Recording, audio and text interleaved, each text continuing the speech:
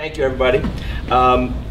So periodically I give what are called spinal care classes at my office, and basically what we talk about is why is it so important to have a well-functioning spine. And as I'm going to talk a little in just a little bit, having a properly functioning spine is, there's going to be a burning question to that, and I'm going to answer that question in just a little bit. So who here knows how long the spine was meant to last for? It's about 100 to 120 years. So what I want to talk about today briefly is just some like do's and don'ts, and then I'll get to that famous burning question of why it's so important to have a properly functioning spine. So some do's, some good things to do: going for a walk, just getting motion into the back. I mean, that's something that I always talk to patients about, getting motion, and that could be also swimming. Swimming is one of my favorite activities because it's not weight bearing. You're basically taking gravity out of the equation, and you're just doing a lot of great things. So swimming is a good one. Sleep, rest. And I know a lot of people are going to laugh when I mention this, but technically you're supposed to get between like a third to a quarter of your life sleeping.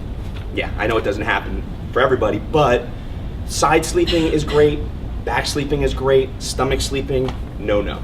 And studies have shown actually that folks that are stomach sleepers tend to develop respiratory breathing problems because they're putting all this compression on the chest, and then also they develop neck and shoulder problems. So if you're going to sleep, rest on your back, rest on your side, and if your back bothers you when you're on either of those positions, you can put a pillow between your legs when you're a side sleeper, or some pillows underneath your knees.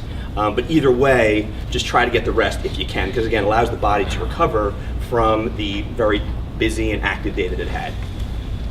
I also want to mention too, and I've mentioned this in past talks too, a mattress every 7 to 10 years. You don't want to go much longer than that, because then you're actually losing the support that you would normally get from the mattress. Couple other things. This is also a good one.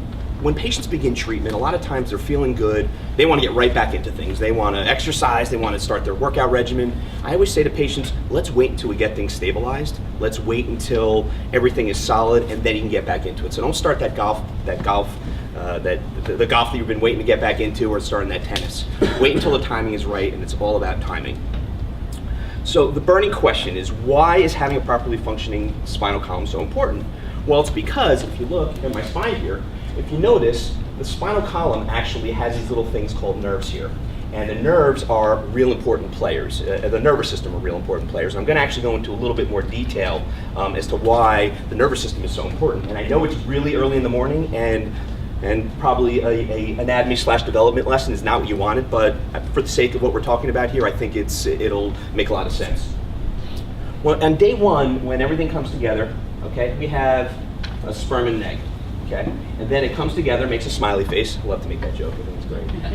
And what happens is, after the sperm and the egg come together, we get a whole bunching and reproduction, replication of cells. And what starts to happen is, at day 16, something really neat happens. One of the types of cells starts to have its own unique identity. It's actually the nervous system cell. And so what starts to happen is you get the brain, and some of you may remember going back to your biology days. You get the brain, you get the spinal cord, and then you get these little branches called spinal nerves. And what's really kind of cool here is that as this is all happening, the body already knows how important the spinal column is. And so what it does is it starts to put a skull around it.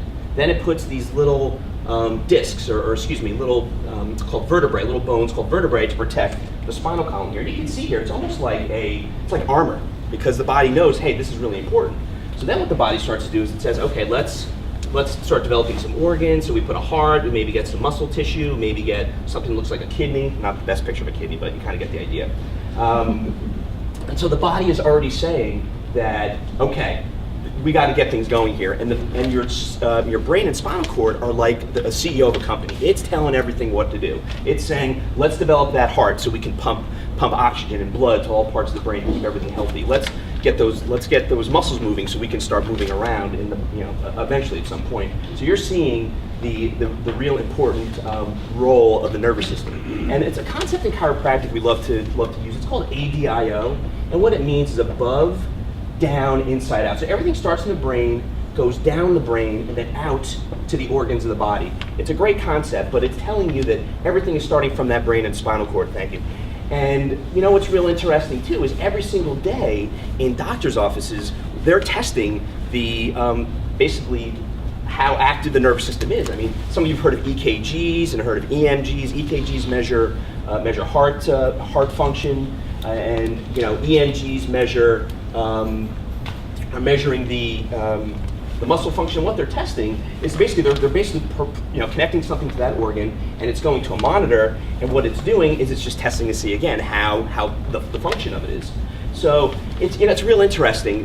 The nervous system, because these nerves are in such close proximity to the spine, we have to make sure they're working well. And what a few years back was really neat. University of Colorado School of Biomechanical Research, they actually wanted to test to see how sensitive these nerves were. So it was really cool. What they did was they took a rhesus monkey, which is an experimental monkey. They actually killed it, and right away, what they did was they connected one. They took a wire, took one, connected it to a monitor, took another one, and connected it to this light bulb. Okay, so it was really cool. They had this light bulb. Actually, I won't even draw it there because you can get the idea here. And it was really bright, and the signals were like completely fully. So that nerve was working really well. This was right after it killed it. Then they said, let's try something interesting. Let's apply 10 millimeters of pressure. Who here knows how much that is?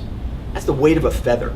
Okay, the weight of a feather, and something real interesting happened. They found that these impulses, instead of being full, were about halfway. And when they looked at that light bulb, it was actually about half as dim. Then they said, let's go a step further. Let's apply 20 millimeters of pressure. And I'm sure you can probably try to do the math here. What started to happen was basically it flatlined, and what ended up happening was the light bulb went out. So literally, 10 millimeters of pressure is what made the difference between having a fully functioning nerve and a almost half functioning functioning nerve. So you're seeing here, literally, it doesn't take much. Now, some of you may be asking, you know what, I'm walking around. It's not like I'm going to drop dead here, and because my nerves aren't functioning fully. But what we talk about is trying to get the nervous system to function better. And it's really interesting. I was trying to find a definition of the nervous system, and I was going through all these different medical dictionaries and whatnot, and I decided I came across a real good one. It's actually off the Nemours Children's Hospital. They gave this out to the kids, and I thought this was a great definition because it pretty much nailed it and was very simple. It says the nervous system controls everything you do, including breathing, walking, thinking, and feeling. This system is made up of your brain, spinal cord, and all the nerves of the body. The brain is the control center, and the spinal cord is the major highway to and from the brain. The nerves carry the messages to and from the body so the brain can interpret and take action. I mean, that's pretty much showing you here why it's so important to have a well-functioning nervous system.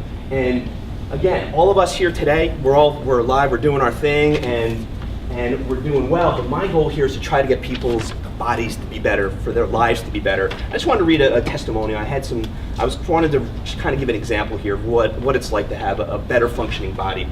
This is from Michelle. So when I first came to your office, I had lower back pain on my right side extending into my right thigh. I am a nurse, and when I would have to bend over, my back would bother me. I could not work out at the gym as hard as I would like because of my back pain. I also had a bad history of sinus congestion, and I was getting an allergy shot every week. Wow. Now that I have adopted a chiropractic lifestyle, I feel like a new person. My sinuses are now clear. I work out at the gym 4 to 5 days a week, pain-free. I'm taking kickboxing classes, step aerobics, lifting weights, and feeling great. This is what it's all about. So when I treat a patient, it's not about just getting the patient to get out of pain. Yes, I help people with low back pain and neck pain, but it's really about trying to get people's bodies to work better.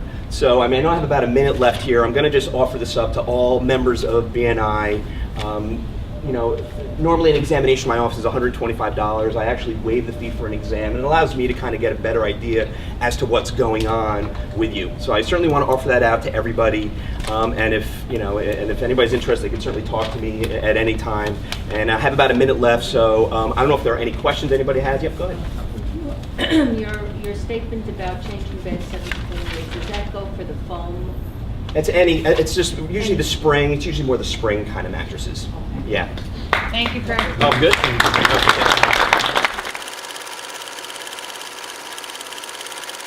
What?